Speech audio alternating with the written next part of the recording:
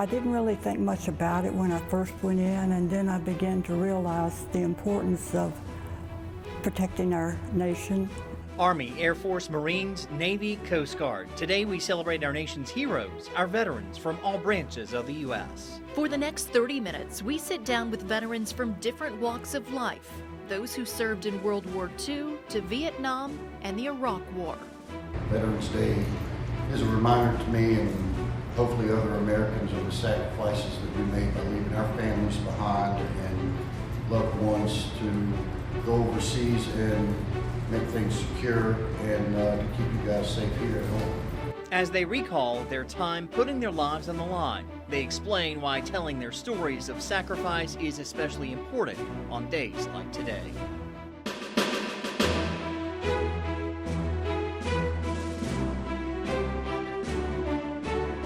WSLS 10 salutes Honoring Our Veterans, sponsored by Elbit Systems of America. Good evening, and thank you for joining us as we honor our veterans. I'm Jenna Zib 10. And I'm Patrick McKee. Why we celebrate Veterans Day is a question not often asked anymore, yet it's an important one to know the answer. What is it all about? What is the concept of service and sacrifice? Tonight, McKinley Strother introduces us to some veterans as we pause to reflect and remember their sacrifice. Veterans Day is a day to honor those who have served in uniform. It's also a day to reflect on the major sacrifice made by those who protect the freedom we all take for granted. Veterans Day is a reminder to me and hopefully other Americans of the sacrifices that we made by leaving our families behind and loved ones to go overseas and make things secure and to keep you guys safe here at home. Veterans Day goes back to the end of World War I, November 11th, 1918, when the guns fell silent in Europe, and was then known as Armistice Day. The first time it was celebrated was a year later in 1919. In an effort to be all-inclusive, this guy, President Dwight D. Eisenhower, officially renamed it Veterans Day in 1954. Now, in the 70s, for a spell, it was moved from November 11th to a Monday, regardless of the date. That wasn't so popular as you can imagine, and it was quickly reverted back to November 11th, the day we've come to celebrate it every year. We did what others didn't. We were different, so we served. And we are different because we served. Thank you to all of those that came before me.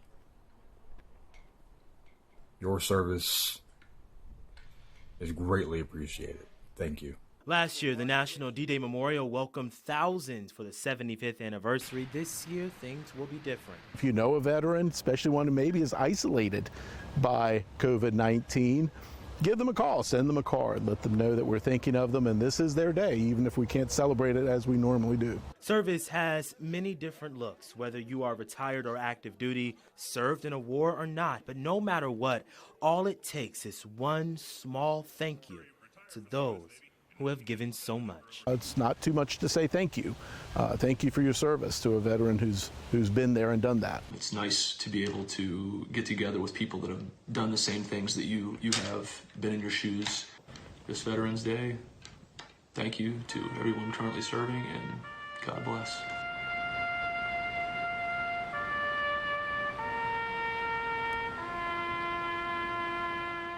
Memorials for our veterans can be found in nearly every corner of the Commonwealth, like the one here behind me in Rocky Mount. The Franklin County Veterans Memorial Park is located beside the Pig River and 220 Business. It features flags for every branch of the service and nearly 2,000 bricks engraved with local veterans' names. The people behind the park say it shows how so many in the county are connected through combat. It's been building on and building on, then hooked up with the town of Rocky Mount, all this beautiful you see. But the main thing is that we're here to honor and in memory of all the fallen soldiers, every one of them. The park would have hosted a ceremony for Veterans Day, but it was canceled this year because of COVID. Central Virginia is home to one of the longest running traditions in the nation for our veterans. Veterans and their supporters make a weekly pilgrimage to downtown to Monument Terrace. 10 News reporter Taj Simmons takes us inside a salute to their service. The Monument Terrace Marine stands an eternal watch over Lynchburg, a captivating symbol of service members past and present. But on Fridays, the Terrace becomes a place to pay respects to the veterans themselves, including 91-year-old Marine veteran Daniel Valerio. Yeah, I tell you, the people that are driving up and down the road, honking their horns, even waving as they go by. The troop rally first occupied Monument Terrace when service members were deployed to Afghanistan after 9/11. Organizer and Army veteran David Stokes says it started as a tribute in the moment. We're here to show our support for the troops. One, to let them know somebody back home cares, somebody's got their back. That moment has now lasted for nearly 1,000 weeks. The group has stood here every Friday at noon without interruption, and it will not end until the war in the Middle East does. As long as we've got troops deployed to fight the war on terrorism, we're here to show our support. My wife said I'm gonna probably die on this course. She might be right. This is much more than just a chance to honk your horn. Hey, I got it, babe. You hear that? Valerio sees it as a weekly reunion of veterans young and old. Different organizations, different combat situations, and it's just a proud moment just to be with these guys. Stokes considers the rally the thanks he never got when he returned home from Vietnam. You either did two things. You took your uniform off and threw it away, or you put it in the closet, closed the door, and nobody wanted to hear about it. Now I'm glad to say Lynchburg is very veterans friendly. Monument Terrace is a significant space for veterans 6 days a week, but if you ask them, nothing compares to the patriotism felt here every Friday. The Monument Terrace troop rally will reach 1,000 weeks in March. Organizers are planning a special ceremony when that happens.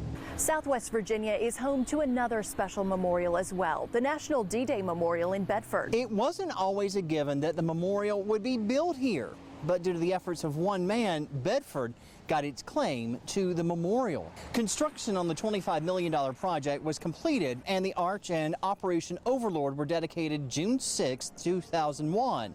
All because Roanoke native Bob Slaughter, a veteran of the assault on Omaha Beach, insisted that Bedford had earned the rights to the memorial by giving up 19 soldiers on that day. You have raised a fitting memorial to D-Day, and you have put it in just the right place. Not on a battlefield of war, but in a small Virginia town. A place like so many others that were home to the men and women who helped liberate a continent.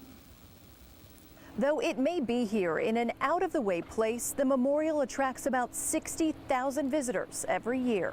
Still to come, a true band of brothers. The sacrifices one local family made when 6 of their sons went off to war.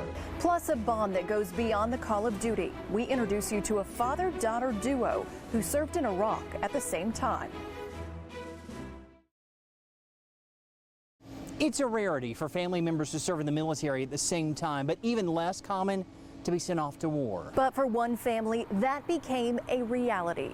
5 brothers, all serving in World War II, and a 6th in the Korean War. 10 News anchor Rachel Lucas introduces us to the Maybrook Men. United Nations War Council. President Roosevelt and Prime Minister Churchill at the White House meet allied leaders to map the strategy of the war. A strategy that would send more than 16 million U.S. troops into conflict during the course of World War II. A spectacular display of America's ever-growing armed might. The war touched every American in some way, and for the Atkins family in Giles County, it was more ways than one. 5 brothers were all called into service in World War II: Harry, June, John, Curtis, and David Atkins.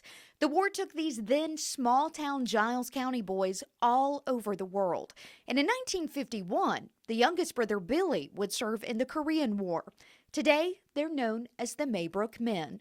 The only 2 of the brothers still living, 96-year-old John and 100-year-old June, told me their war stories. I was 19 years old when I was in the Army.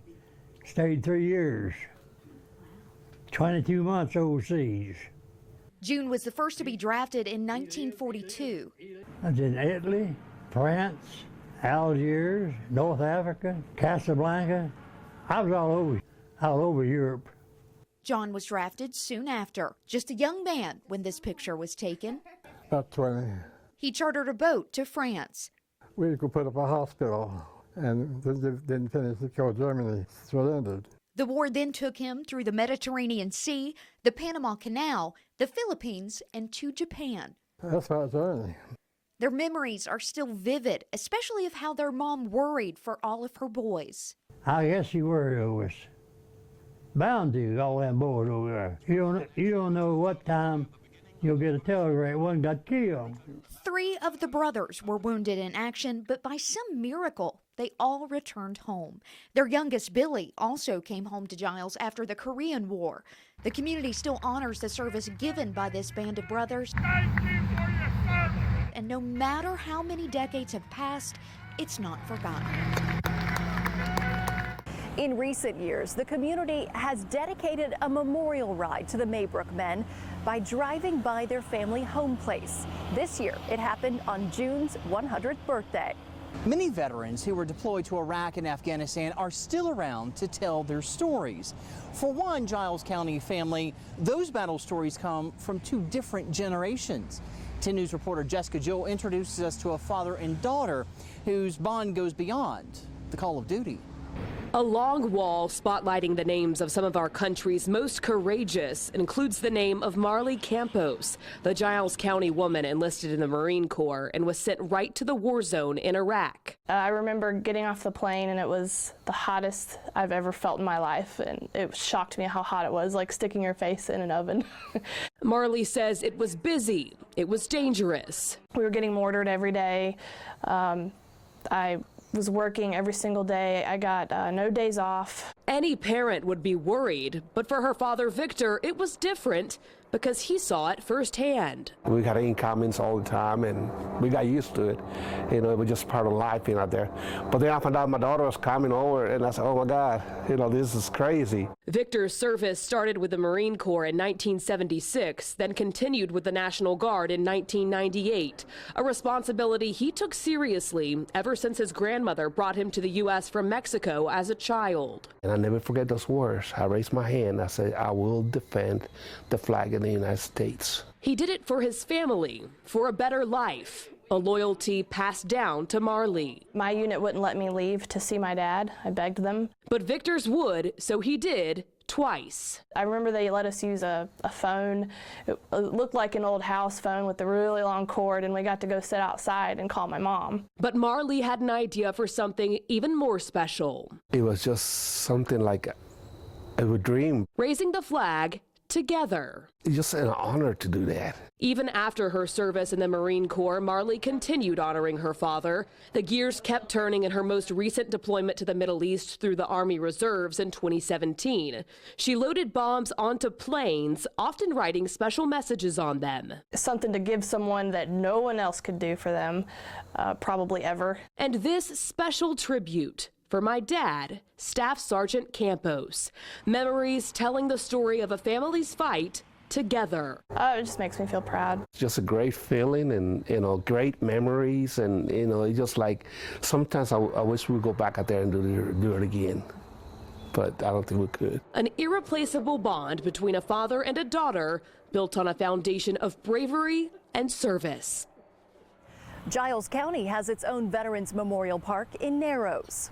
It was dedicated in 2004 and founded by Randall Fletcher. As you can see, it features 5 black granite monuments bearing seals in tribute to the branches of the U.S. military, Army, Air Force, Marines, Navy, and Coast Guard. In 2015, the Veterans Honor Wall was completed. The black granite wall lists more than 1,200 names of servicemen and women. A history-making moment nearly 70 years ago. We introduce you to a Roanoke woman and Navy veteran who made waves in more than one way during her service. Women can now serve in every branch of the military, but that wasn't always the case. I sat down with the first woman from Roanoke to sign up for the Waves. Women accepted for volunteer emergency service. I was the first 18-year-old to enlist in the Waves. 87-year-old Jean Ridenhour remembers her decision to join very well when she was graduating from Jefferson High School in Roanoke. Well, during World War II, my mother's cousin came to visit us, and she was in the Army. And I thought, gee, that uniform really looks nice. And then I kept thinking about when I was ready to graduate, what I wanted to do, and I wanted to go to college.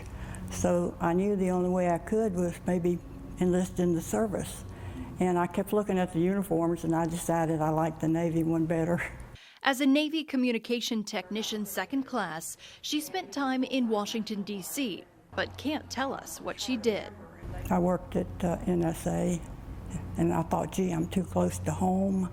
She added on one more year of service and moved to Hawaii, serving during the Korean War. It was sad because sometimes in Honolulu I would go to the Punch Bowl Cemetery, and you would hear taps almost all day. They were bringing bodies back from Korea, and it was just a sad experience for me. But there are good memories, too. Her brother is 18 months younger and followed her into the Navy.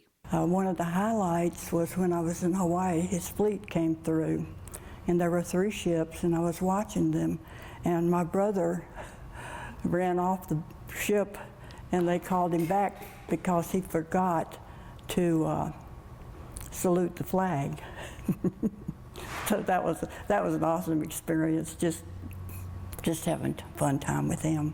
She says going on an honor flight and visiting the Women's Memorial in D.C., where she's a charter member, was one of the highlights of her life. For this Navy veteran, serving our country is not something she takes lightly. I didn't really think much about it when I first went in, and then I began to realize the importance of protecting our nation, and I felt my job was very important. She continued serving when she got out of the Navy, staying in Hawaii and going to school on the GI Bill. Then she moved back to Roanoke, where she taught school for 27 years, finishing at Monterey Elementary School, where she taught 6th and 4th grade. Honoring locals who were killed in action or those who are currently serving. That's the purpose of High Ground. The monument's located on the Vinton War Memorial grounds. Its name came from a Vietnam War veteran who said in battle, a soldier always looks for the high ground. On the granite panels are the names of fallen soldiers. The inscription on the arches reads, "Here pause a while to bless their sleep, who fell in war to save our peace, then go renewed and build their lives they lost for you. In God we trust." Still to come, helping veterans transition to civilian life. The local company recognized for its service to those in the military. For some veterans, making the transition from active duty to the workforce can be quite a challenge, but some local companies are working to make that transition easier. Carillion Clinic employs between 250 and 300 veterans. This year, it was awarded the Virginia Values Veterans Award at the Virginia Veterans and Military Affairs Conference. Having that designation, it really just kind of showcases that, we follow best practices for recruitment and retention for our veterans. To help with that, Carillion has several programs to support the workforce and build community. It's a group that allows our veteran population to come together for camaraderie, for support, and really help them to just make connections within the veteran group in our organization. So that's been a very positive step. I was like, I need to make this transition. One of those veterans is Kenneth Simons. He served our nation for 7 years before transitioning into the private sector. A transition made easier by a Virginia program that Carillion takes part in. It helps veterans reach their goal of working in the healthcare industry while also getting an education. The Military Medic and Corpsman program here at Carillion was a great bridging gap to allow me to continue to go to school and work at the same time and be flexible. Working full-time while also attending Radford University Carillion full-time, working toward a nursing degree. In the military spectrum as a Navy corpsman, there's a whole lot that we can do. And then once you get out in the civilian sector, there's not much that crosses over. Here I get to maintain those competencies and those skill sets, which are going to help me carry me through my nursing school until I can practice. While this half hour has been about our living veterans, we also want to take a moment to honor those who have passed. Their service and sacrifice is never forgotten as well. If you're a veteran and you want to connect with other veterans or you need some resources, head to our website, WSLS.com. We want to thank you so much for spending part of your evening with us, and thank you so much to our veterans. Good night.